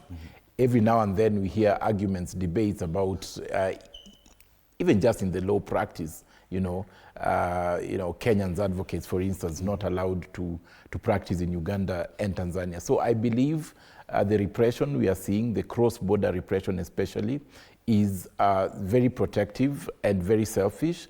The heads of state really do not want, their businesses interfered with. Look at Uganda, for instance. Nicholas Oyo and Bob Njagi, who are still missing in Uganda, had gone to Uganda to support a campaign for Bobi Wine, Robert Changulanyi, a presidential candidate as well. So see that they are targeted as soon as they get to Uganda, because we cannot allow you to come, Kenyans, to come and meddle in the affairs of Uganda. Yeah. The same language in Tanzania. So if Kenyans are told they are meddling, if Ugandans are meddling in Tanzania, Tanzanians are meddling in Kenya, then how is that even geared towards getting... But away from the leadership, and I know you may have criticized the people of Tanzania that probably their way of thinking may contribute to their current status, but it would appear that the thinking among the general publics in Uganda, Kenya, and Tanzania are more or less the same. Their state machineries in the different countries may be handling it a bit different, yet their priorities are different. But there appears to be a unanimous agreement among the people and publics within this region that this is the way forward. And probably it's just the state machinery in Tanzania and Uganda and probably Kenya that's holding them back. Don't you agree? But you see, apart from machinery, if you look at Martha Karua when she went to Uganda, she was supposed to be representing Besigye in court. There is always, you mentioned about, boundaries between the inter-countries in terms of practice. If I want to go and practice in Tanzania, the requirement is I should make that report known to LSK and to East African Law Society, and then I make a request in Tanzania that I want to be given a chance of practicing within a certain short period. And I agree it should be open so that you don't have to have it in a short period. You just walk to Uganda in a court and practice. And countries are afraid for no apparent reason. But the way they treated Martha over there, and then the way they treated Martha again in Tanzania, it is true, it points to a certain network of phone calls being made at that higher level that we don't want, people to come from your country to disturb ours. But that's a very archaic, extremely archaic level of thinking, and also archaic way of doing things. That is not proper governance for East Africa, because now, you know, with the coming of social media, the world has opened up, and the coming of the East African community, you know, passport, we should be able to go to any country. But if you say this is being done because of presidents, that's why I want to differ with you. Because for Kenya, for example, our head of state opened their borders that African guests, with an exception of 2-3 countries, will come without a requirement of a visa. Mm-hmm. Has Tanzania done that? Has Uganda done that? I mean, I know Ghana has even done it for us. We go there without visa. But has Uganda and Tanzania done that? And why have they not done it? Mm-hmm. What I know is that apart from the state houses, again, the people below the presidents, the business people below the presidents, or rather close to him, and then the large population of professionals determine how the head of state will do things. It's not a question of William Ruto or Museveni or Suluhu waking up just to sign something. So I still encourage the people and the populations of countries to take a stand and push their leaders to do the same. Okay. Otherwise, if you say it is just that particular president and they are calling each other, then what happens with the advisors? What happens with the people below the president who tell him that if we go this direction, it may not work? So okay. I still feel Tanzanians must push their leaders to do the right thing. And looking at the images that we are showing and beaming on the screen, don't you feel that that is happening, that generally the general population, and I'm not talking about the people closer to the presidents, the general population appears to be in agreement that this is a direction we should all take across borders, but the problem is the governments and state machinery up there, because activists are now feeling like we should get involved politically in what's happening across our borders. And activists from Tanzania moving to Kenya, and vice versa. Don't you think the general publics are in agreement? It's only now the governments and the leaders. Yeah, and totally agree with Senior Nyaribo here. You see, what we are witnessing in Tanzania, I suspect from my own analysis, is a product of what regional solidarity in terms of Kenyans picking up when issues actually fall there. I'm saying this because what we have seen in the past, you know, despite them saying, you know, Kenya, you know, you may be rude, you may be what and what. Right now, Kenyans are at the forefront, but Tanzanians are in a place whereby, you know, we own our home. Let us get out and make a change. That regional solidarity, and we may witness it in Uganda as well, that regional solidarity is what is awakening people right now. In a way that people are realizing that the leaders are united at the top, as Senior has said. The people are united at the top. Why don't we unite down here? But what emboldens it, I have just mentioned that there are 3 particular CCM leaders that have really made headlines in the last few months. One of them is Humphrey Polepole. This is a CCM member, had been an ambassador of Tanzania to Cuba until his resignation a few months ago, came back to the country and decided from the country, not from away, I am going to criticize this state, the development agenda, rule of law, disappearances that we are seeing, extrajudicial killings and all that. He's disappeared right now. So that adds more tension. You know, in the hearts of people, that where is Polepole. The other person, as I mentioned, is Bishop Gwajima, whose 2,000 churches were closed. And the violence that ensued when members wanted to meet every Sunday outside the church and police had to use force. So it even created some kind of a religious kind of turf between, you know, the Muslims and, you know, the Christians, because as you know, President Suluhu is actually Muslim. And then there is another person who's Mpiga Luhaga, who was a CCM member, defected, joined DStv, was a Lendo, was to run for presidency but disqualified. The High Court ordered the electoral body to reinstate him. The electoral body defied, blah, blah, blah. But those, I think, have emboldened that movement within Tanzania, in that there are people that are also within the same ruling party that are disgruntled and can speak up. So the calls of Tundu Lissu in prison, no reform, no election, is just another fire to fires that were already building up. So, and I believe this should actually go on. I believe citizens of East Africa should come and defend rights and demand for accountability and justice. Whether violations are happening in Tanzania, a Kenyan should be affected. When they're happening in Uganda, a Tanzanian should be affected. And wherever it happens, Kenyans, Ugandans, and Tanzanians should rise. Yes. Fred, just compare this with what the United States has done to Soyinka.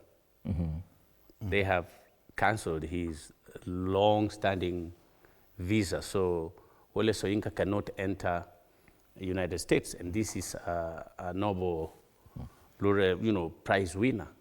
I mean, when it comes to governance, Fred, it's not even about East Africa. It's not about just Kenya or Tanzania. There is a quest for leaders once in power to create a certain direction. And I agree this is a bigger issue than just for us to mimic it in today's show. Yes. But the point I'm trying to say is leaders everywhere in the world, everywhere, whether you talk about China, you talk about Britain, first world economies, whether you talk about here, the African leaders also mimic what they see elsewhere, how they see presidents have a grip on their people. Because I would not have expected the US to cancel the visa, but because that's the largest democracy. They would have given this guy time to say what he wants, because after all, he's not leading a mutiny or some kind of rebels. It's just all about his views. Okay. But the point I'm making is that people must be alert throughout their time, on their leaders, eyes on the ball, throughout, yes. Not just during elections, but also during the 5 years of governance of a country. Let's talk about the communication and the restrictions on communication. And we're looking at an example of what's happening in Uganda currently. If you look at the front page of the Daily Monitor, we do have the front page of the Daily Monitor. It's a white background with a fist, a microphone, and a pen that have been tied with barbed wire. And this is a protest by this paper that belongs to the Nation Media Group in Uganda that was denied. The right was barred from covering parliamentary proceedings. They've also been barred from covering the president, who's on campaign trail, so they can't cover him as well. Yeah. And the trend is definitely not just in one country in Africa, not just in one country in this region. And Kenya right in between. What's happening in Somalia, what's happening in South Sudan, what's happening in Ethiopia, Uganda, and Tanzania now. Don't you think that Kenya is carrying such a big burden, having such progressive minds in as far as our democracy is concerned, but having all our neighbors a bit regressed? Don't forget, we also enacted the cybercrime law. Exactly. Yeah. Section 6. So they can pull down the show. Yeah. I wanted to say that. I think for Kenya, there's that big brother feeling. But again, there is a lot of work that goes in the background. Activists, human rights groups, advocates, are doing a lot of work to stop clawbacks. There are many.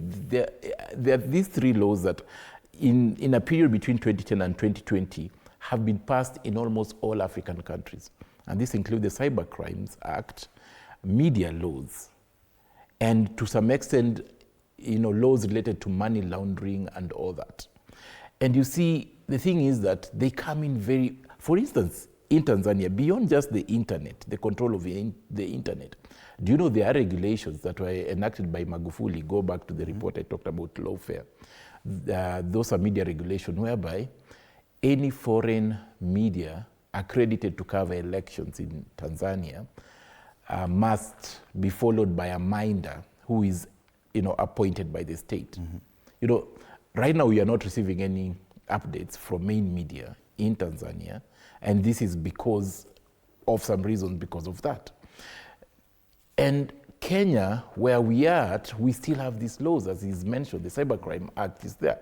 In as much as we're the big brother, in as much as we may want to boast ourselves in as far as our institutions are actually working, every other day you see some kind of attempt to usurp power and to take power from these independent institutions.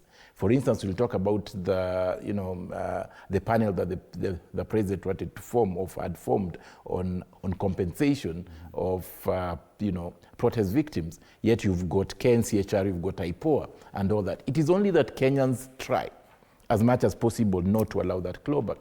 And I think this is what is actually happening as well in Uganda, is trying to happen in Tanzania, because the laws we have in Kenya, trust me, they also exist in these countries. And sometimes you'd also think it's a copy-paste. You'd look at a law and you'd not even be surprised at some point, instead of saying Kenya, they've said Uganda, because they forgot to rub every place that had Kenya in it. Some of these laws may have worked perfectly probably in days gone. Back in the days when the internet wasn't there, VPN and other solutions were not there. Do you think that these attempts are going to be successful? This is 2025. We saw what happened in Nepal, and just because of the media shutdown, the internet shutdown, that actually propelled people onto the streets. You cannot, is it possible to 100% shut down an entire nation? At this day and age, and I think this is where especially leaders are not reading the room well. We thought that politicians really need to read people, read the crowds and all that.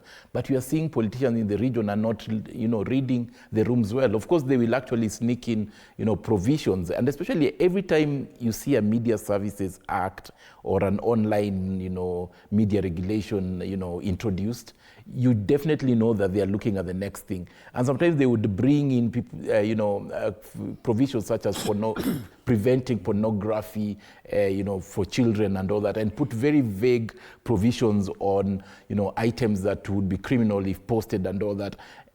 So they'd appeal to you as a normal, citizen that, oh, that law is coming in for our good. But again, have provisions that are very vague that can be used to target dissent. And whenever they use these laws and, to target, for instance, an activist, you know that Kenyan is a litigious country. Nyaribo here will be in court the next day.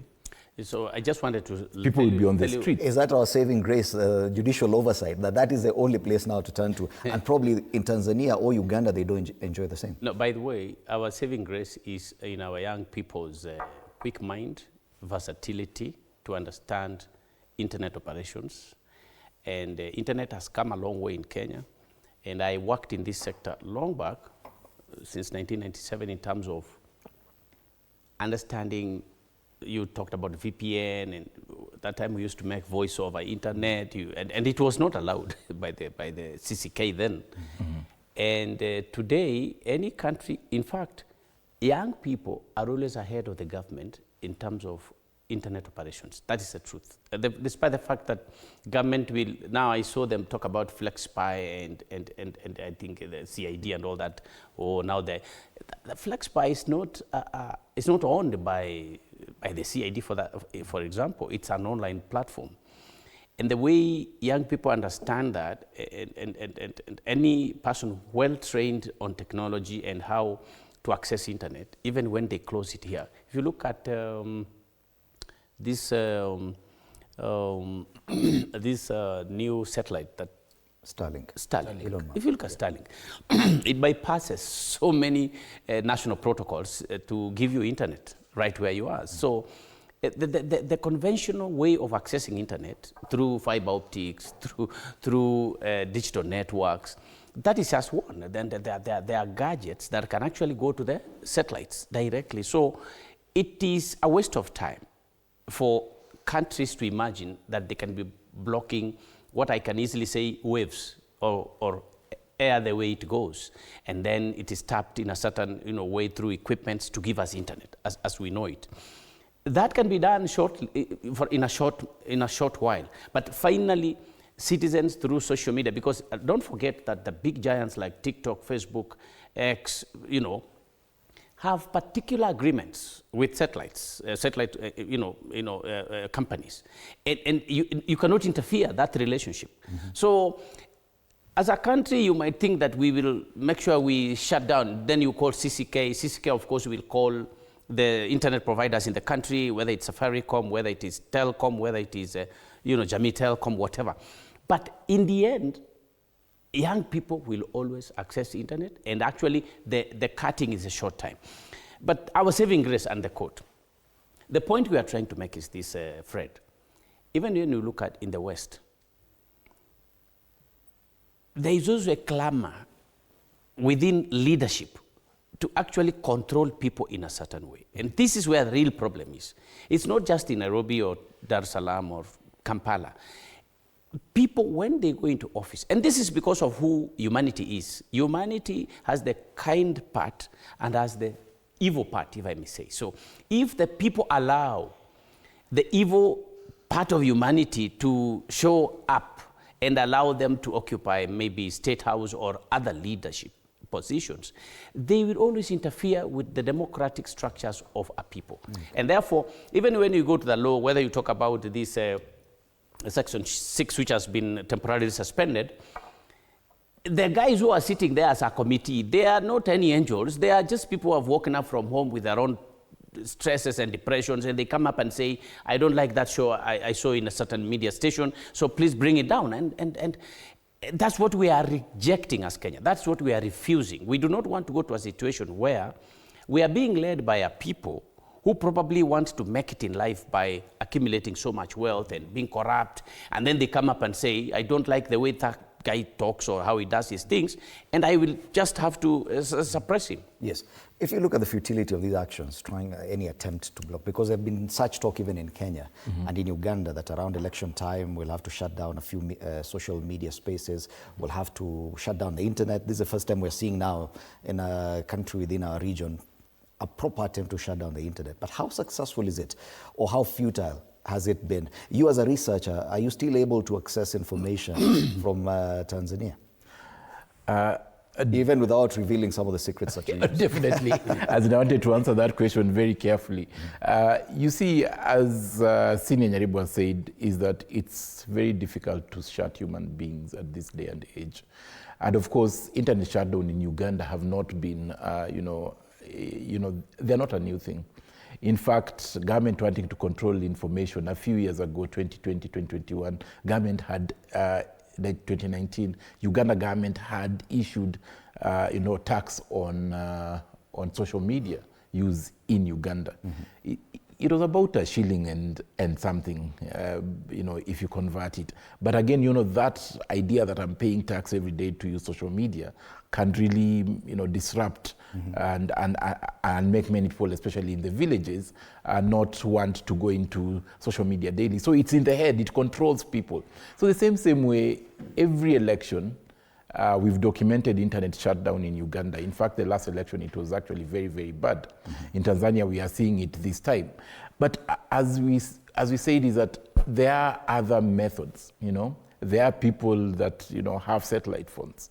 There are people that had anticipated this was going to happen, because an authoritarian state, or a state that, has authoritarian practices, definitely shows sign. It shows sign by, banning certain, media. In May this year, the Communications Authority there, Tanzania Communication Regulatory Authority, banned more than 80,000 social media sites and X accounts. So you're already anticipating and seeing alternative ways of getting information. Of course, what we are witnessing is difficult to happen in Kenya. You remember there was an attempt, or there was the incidents on 25th June last year, after the Gen Z breached parliament. And we had a few hours of Safaricom internet going under. And Kenyans had to push and the demand until the CEO had to come out and really have to explain. I don't know what cable did what. I think my Senior Nyaribo, you may know that very, very well. Kenya is a very pushy society as well, in a way that clawbacks, including clawbacks on rights to communications, to information, to that access, is very dangerous. People will always revolt. People will always, want to disrupt and say, no, you cannot do that to us. You see, Roland, it happens every other. You see, Fred, the tragedy with suppressing democracy is this. When people go to office, first of all, they decide, we want to do this. And then they group together people, even from the general public. they look for people, bloggers, you call them activists, whatever they are, and then they put them in one side. And then they go up and say, all those who are not with us belong to Satan, and now we are the right people. And that's where the problem begins. And then they oil these bloggers and they give them money, and then you find a lot of intelligent minds actually supporting suppression, camouflaging itself in some maybe law, and you find very intelligent, even lawyers come up and actually, support what is supposed to be opposed. So that's where the problem is. And sometimes the general public does not know that gerrymandering is happening. So they quickly join. Right now, Raila Odinga has gone, and you've seen now, there is now two sides of ODM. That's not very fair to them, I know, because they would say, no, we are not two. But you will see some people, they are gerrymandering to say, this is what we were told. And others are saying, yes, we were told this up to this time. So it's all about gerrymandering. And the state will come in and then try to scoop as many number of people as possible to their side so that they don't lose. And this is okay, it is politics. Why we have this analysis, Fred, and why your viewers need to understand this thing is that is gerrymandering. Understand it as it is. Let us put our country on toes in terms of giving us correct democracy. We have good structures, but those structures must work. And they cannot work unless we push them. We push the leaders. And we're talking about the internet shutdown in Tanzania, and whether or not this also is a way the Tanzanian government is shooting itself in the foot, because it also blocks government propaganda or government communication or flow of communication and information from the government as well. Let's sample some of your views online. We had asked TV47 Kenya, that's Facebook page, considering recent political trends in Africa, would you say the continent's democratic progress is in danger? And we'll be back to take a look at even what's happening beyond the East African region. Daniel Shitandi Onyango says, good morning. Democracy is an illusion. The oligarchs and the miscreants use it for their own benefit. Democracy protects miscreancy, and oligarchy can't and won't be tolerated in Africa. Interesting take there, Shitandi. Someone else here. Aparenga Park says the continent is only reshaping, reorganizing, re-strategizing well. It's a generational cause. Francis Okanga, I can say the term democracy lost its meaning. It's only in Kenya where democracy seems to still be in play. Otherwise, Kenya is the capital city of Africa. Chambi Junior Andrew says, no, in fact, we are raising up the democracy to act the way it's supposed to work. And it's across the continent. Walter Juma says, what we are witnessing now in Africa, if we continue with the trend, then I think what I see is in future democracy will be jeopardized. But now people have power, and we are seeing a new revolution of young people taking over leadership. But now the old system don't want to exit the stage for a new one. We'll be talking about old people across Africa in a short while. Yes, definitely we're seeing a generation of old people who are still making it back. We've seen what's happening in Cameroon. Incidentally, there's also violence recorded in Cameroon. So far, the protests following the announcement that Paul Biya has won an 8th term as president. So far, 4 people have died. We're seeing what's happening in Cote d'Ivoire. Alassane Ouattara, who people thought was a revolutionary after running Gbagbo out of town. Now he's in his 4th term at 83. Seeing what's happening in Madagascar and elsewhere. What is the trend, and are we seeing the older generation trying to fight back? Uganda, as in I always draw you back to, to the region. Just few years to what we are seeing Paul Biya's, 8th term for Paul Biya, for Paul Biya. But you have Museveni, which is from 1986, running in 2026, will be running for his 6th term. But of course, the first elections in Uganda must have been held in 1996. 96, yes. So, so if you count, that would be the 6th. And already, thinking through succession, the son who is the chief of defense, General Muhoozi, also doing his thing in terms of we are, attributing some of these, abductions to him. One, maybe he's looking at taking over power, but again protecting the interests of the father in terms of the father staying in power. West Africa is the same. Of course, some countries in the region have changed a little bit. Kenya, Tanzania, we have term limits and somehow we stick by them. The solution is younger people, definitely. In Cameroon, what is happening is not different as what is happening in Uganda, for instance. Uganda is another place to watch out for because we are having all these repressions on steroid that we are seeing in the region, multiplying there. Not that it was not there before. In a country that has never changed power through the ballot, we are seeing a lot of agitation to have things change. Tanzania, of course, we are not talking about old leadership, but what we are seeing there again is younger people. It's the Gen Z of Tanzania.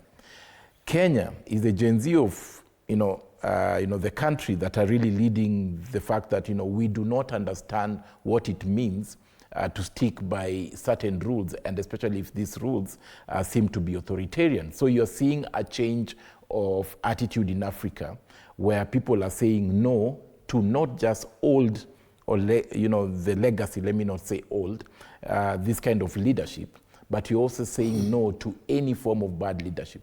Of course, we have countries that we are stepping on carefully, like Rwanda. We do not know what is going to happen in Rwanda. In Burundi, it's a different story.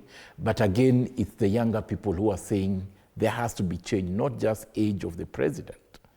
It is also in terms of bad leadership. It's also in terms of bad governance and violations that are coming along. They talk about a Gen Z revolution globally, yes, and people appear to have accepted that's a general trend across. It's what we're witnessing in East Africa, but there are still nations within Africa, the larger continent, that are still not sure that that's the way to go.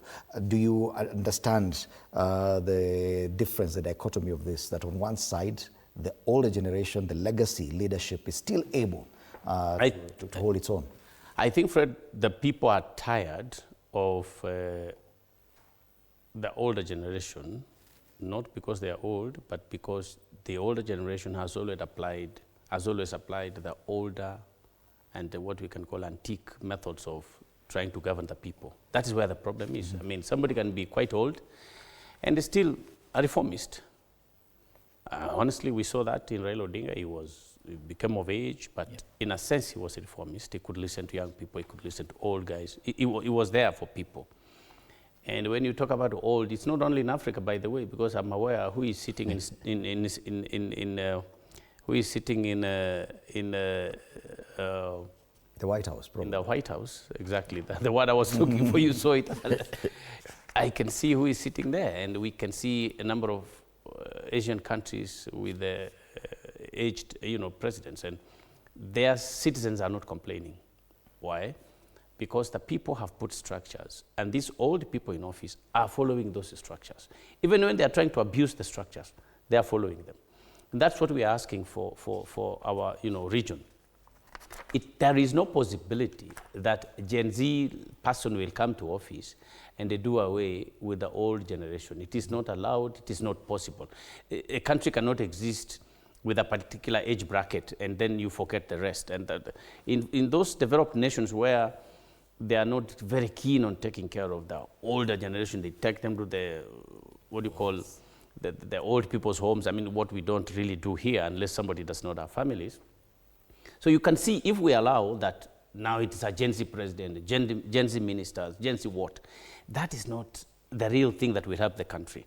What will help the country is integration. And what we are looking for is not about age. We are looking for how we can reform our institutions, right from state house to primary, to nursery schools actually. We want people who can open up to others so that they can realize their dreams. A new way of thinking. Yeah. So if you say age, for me, yes, if you use the example of Cameroon, yes, in that sense, age is bad. But if you use the example of Americas and the Asia countries where, leaders are aged people, rather older, but they allow the young people to flourish.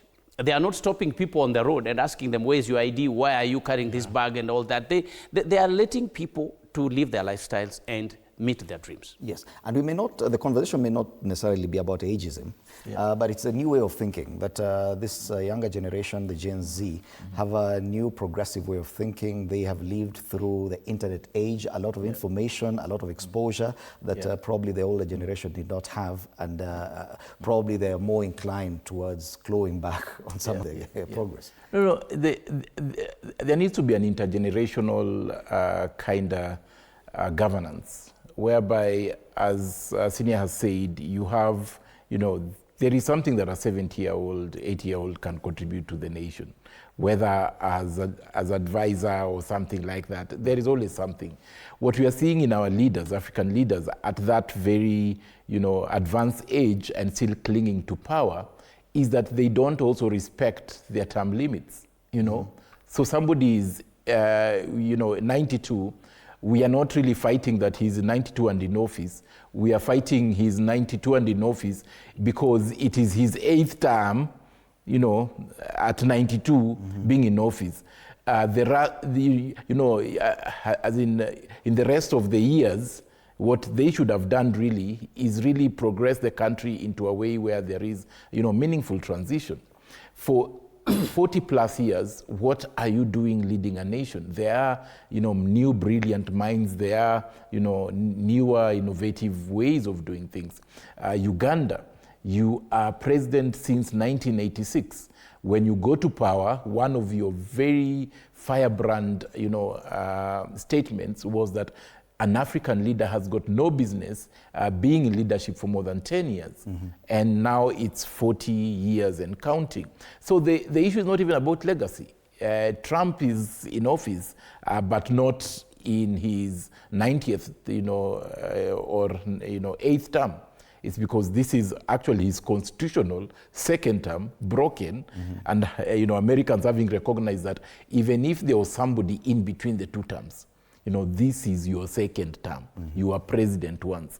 So when will African leaders realize that you don't have to change a constitution, you don't have to run for more than 20 years, you don't have to run beyond your terms, you can be a statesman, leave office, guide the country as a father of a nation. And that's where the problem sometimes even with the younger people is.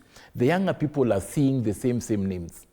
Somebody is president, but they've been hearing their names since 1980 something. They may not have been presidents then, but they have been in politics. And you're just seeing there is no new idea this person is bringing. All right. Somebody has been, a member of parliament for the last 20 years. Yes, they may be still youthful, but again, there is no new idea. So they are thinking in terms of where is the new idea? And this is why somebody like Maraga, for instance, the former Chief Justice, there are younger people who are actually saying, we support Maraga. Yeah. Maraga is not their age mates, but to them, this person having been a Chief Justice, having been, seen as somebody who was progressive in terms of, especially that 2017 presidential, election petition, they are seeing this as a new idea. Somebody like Okia Omtata, for instance, you can see many youth supporting, Okia, saying Okia for president. I don't think Okia is Gen Z.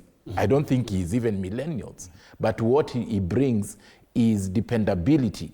What he brings is, that consistency. Because anybody that can go back even to the 2007 and 8 election, the image you remember of Okia Omtata is him chaining himself at, was it Vigilante? National, yes, police service. As in other police service. All you're seeing in Omtata's life is him defending rights. You're not seeing him on the opposite side of, the people. So you're seeing consistency, you're seeing dependability, and young people do not just want their own, they just want some values and even as you continue, Wakili, there's also the question of gender, because now, if, and in the case of Tanzania, we're talking about when they finally announced Samia Suluhu Hassan as president, she'll be the very first female elected president in this region.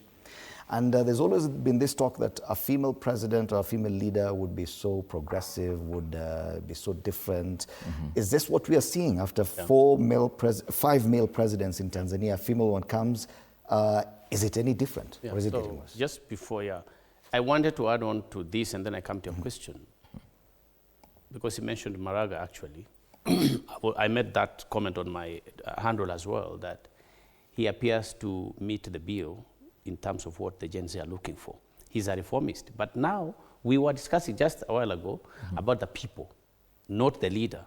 Now look at his conduct in Mombasa. He met young people. And he told them, thank you so much for coming. Preach this gospel to the world. And then there was expectation that the youth expected some form of transport back home, and people were criticizing Maraga, saying he's mean. I mean, we saw that on social media. So where are the people when it comes to age? This is where I think you now must go back and, let the viewers understand that the people have a serious responsibility in actually realizing, making sure that reforms are realized. If you look at where we walk every day, where you knock, which doors you go to, which office, the greetings you get, the expectations from people, is it reforms or actually suppressing reforms? Are people willing to let go this corrupt mentality? And when you talk about age, I mean, who is in office? People are already scared that, bana huyo amomwezi, huyo bana we 2027 bana sisi, we can't even go there. Huyo ashashinda.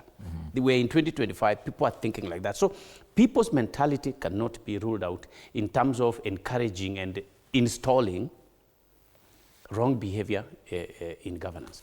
So you talk about gender.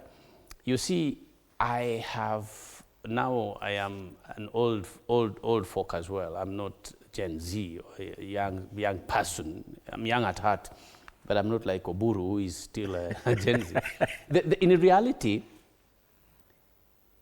and I say this with tremendous respect to gender issues, the ladies have homework to do to come together among themselves as female leaders and ensure that they do not castigate each other, they do not sort of group themselves so that they become from behind, but they go ahead. Kenya has given huge room for actually female gender to actually succeed, and they are all over in critical institutions. But whether now Samia, when she wins in Tanzania, really, Tanzania, better in researching their issues, I don't know if they've come to where we are as Kenya in terms of encouraging the ladies to take national offices, and I could be seeing them. There could be some of them. But in terms of gender, ladies, when they are committed, they tend to actually offer better governance in terms of seeing things clearly and not from the corrupt mentality and trying to be part, a political patronage. They tend to actually see the things clearly. If you look at the institutions that have been governed in our country by ladies, they tend to be clear, I am supposed to do this, and not carry a lot of baggage in terms of political baggage, except where they are threatened and probably their vehicles being shot at and all that. But if you leave the ladies to actually govern, so if Suluhu actually becomes president after these elections, and she's allowed to lead without, overtures from the international communities and those who are handling her, the advisors, she could actually provide. Did you expect this level of suppression under a female president? Never. Actually, this surprised me a lot, especially Suluhu. The image she portrayed when she was deputy was so human, so motherly, and that's why I told you, Fred, I keep going back. The people around the president make a lot of determinations. Even though you see the president signing and giving the final orders, the people around the president almost determine what kind of policies that will be implemented. So the people handling Samia Suluhu today, I am very sure in her heart she wasn't going to suppress openly, but the people around the president. So that is where now I disagree with my senior here, because the thing is the same thing people said about Uhuru Kenyatta. Sometimes we actually want to love somebody, and then we want to really absolve them of certain things that this man is very good, but it's the people around. But you see, at the end of the day, these people are executive. Of course, there may be so many influences that come in. For instance, President Samia Suluhu Hassan, when she became president, with that Arab, connection, now UAE is making a lot of say in Tanzania. Of course, that is her decision. And she has taken it so personally that anybody that criticizes any deal between Tanzania and UAE find themselves, at risk of, including treasonous charges. In Loliondo, for instance, Ngorongoro divisions, many Maasai defending their right to land. Some of them have disappeared, some of them arbitrarily arrested, and it's because there's a UAE involvement in tourism business there, so they're being evicted from their land. There was a Tanzania-UAE port deal, whereby 3 senior lawyers and officials, including Boniface Mwabukusi, who's now the Tanganyika Law Society president, the equivalent of the Law Society of Kenya president, was arrested and charged with treason because of criticizing that port deal. An ambassador, Dr. Slaa, was also charged. It took the effort of many human rights organizations, including Amnesty International, to have them released. But going back, Samia Suluhu Hassan comes into presidency March 2021, very strong, very vibrant, reverses a lot of bans or policies that had been made by Magufuli that seemed not to be in line with good governance. One of it also was the denialism of COVID. You remember that was the COVID year and vaccine. Yeah. So he treated a commission to deal with the treatment and, just research around it. Then there was pregnant schoolgirls, of girls who fall pregnant while in schools were not allowed to go back to mainstream schools. Again, Suluhu reverses that ban. There was a ban on political party gatherings, which discriminatorily targeted, opposition parties. CCM could meet anywhere. That ban had existed for more than 6 years. Again, lifted that ban. There were media outlets that had been banned for almost 6 years, lifted that ban. But a few years later, promised to actually, start a constitutional reform process. But a few months down the line, realized that the opposition parties were gaining popularity a lot. And that is when I think the decision, whether it was hers or, as you say, the people around her, that if you continue being like this, then CCM is going to lose ground. And she started ruling with an iron fist. Something that we did not expect, a female president. So again, going into what you're saying, there is that assumption she's female, and so she'll have clearer, motherly, human look into even how she governs. In May this year, Boniface and Agatha were tortured, including sexual violation. And there are so many other reports we've received as Amnesty International. Sexual violation is an order of the day in Tanzania, used by the state. Under a woman leader, even Magufuli would not allow that. So I think that is a minus, a very big minus onto her. She has not publicly condemned, even to pretend and say, we will investigate and come to the bottom of things with regards to these allegations from these Kenyans and Ugandans. But what we see her doing is praise the security agencies for how they dealt with the foreign elements that wanted to meddle in the Tanzanian business or affairs. So what I'm saying is that we expect so much sometimes. We have so much hopes on sometimes female leadership, but I say a leader is a leader, whether male or female.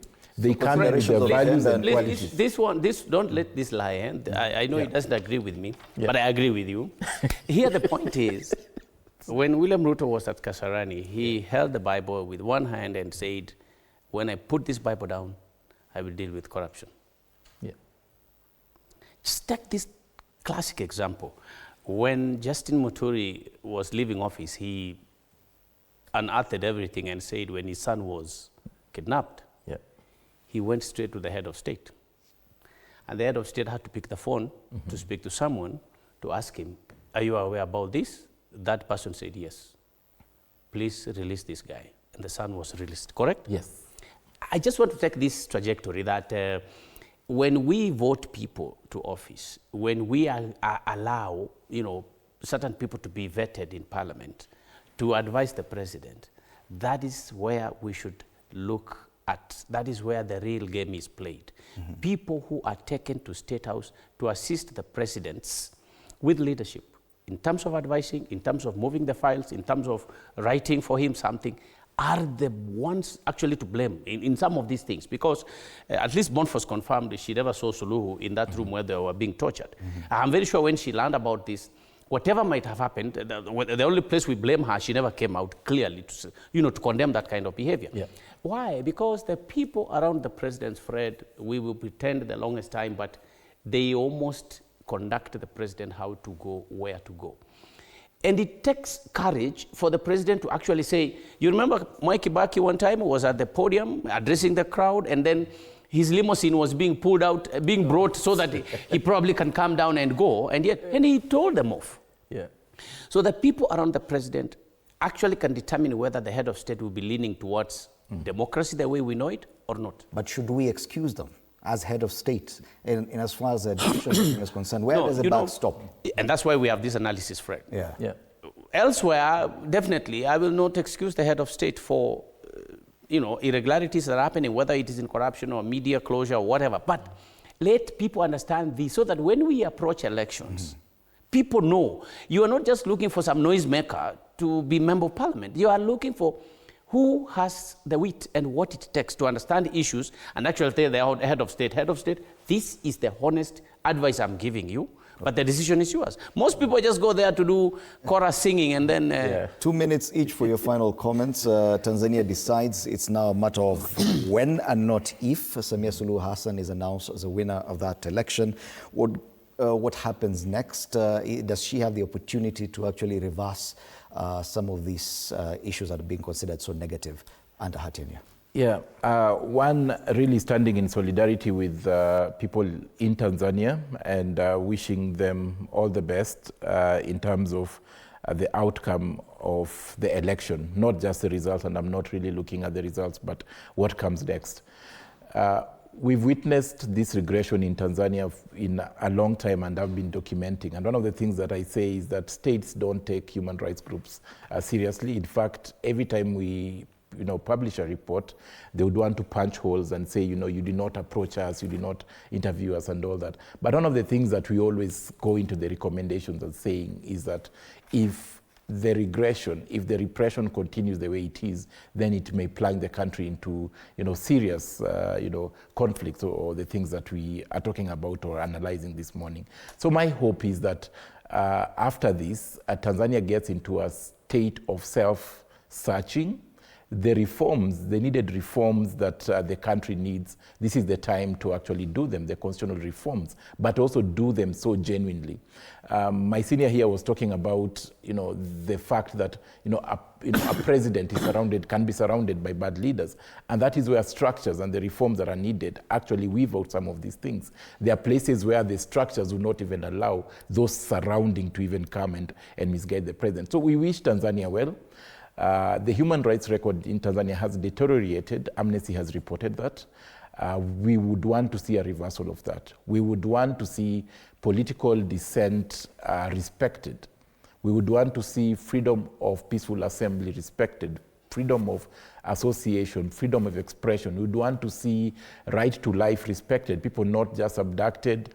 We would want to see an end to extrajudicial killings. We would want to see an end of incommunicado detention and fair trials. We would want to see freedom of movement of people in East Africa into Tanzania, but also of politicians in Tanzania around.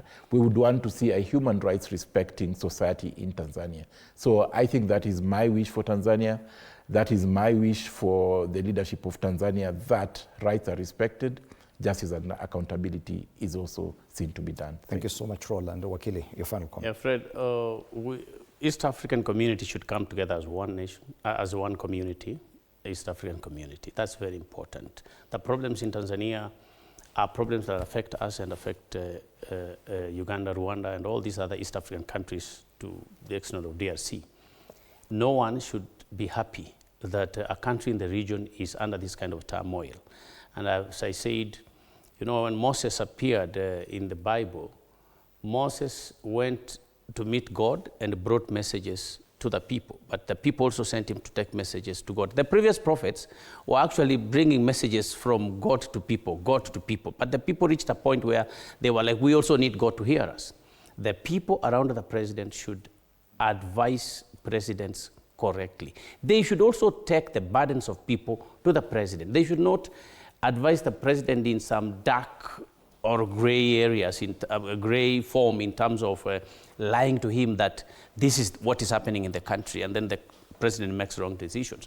I enjoin those people who are around the president as being the problem that makes the countries to suffer. Yes. Thank you so much, Wakili Ishmael Nyaribo and Roland Ebole, who's a Tanzania and Uganda regional researcher with Amnesty International. Thank you so much for your time here at TV47 this morning. Of course, the focus is on Tanzania this morning.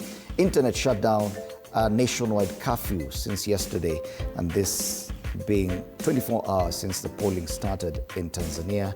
We do expect the election results to be announced anytime from now going forward, but definitely the outcome of this election is going to stay on with us for a while. It may be the biggest news in Tanzania. Unfortunately, we are not receiving any news from there following the internet shutdown, but papers in Kenya are focusing on that. Police order curfew after protests hit Tanzanian poll. It's there on the front page of the Daily Nation. It may not be the biggest headline, but definitely receiving a lot of prominence.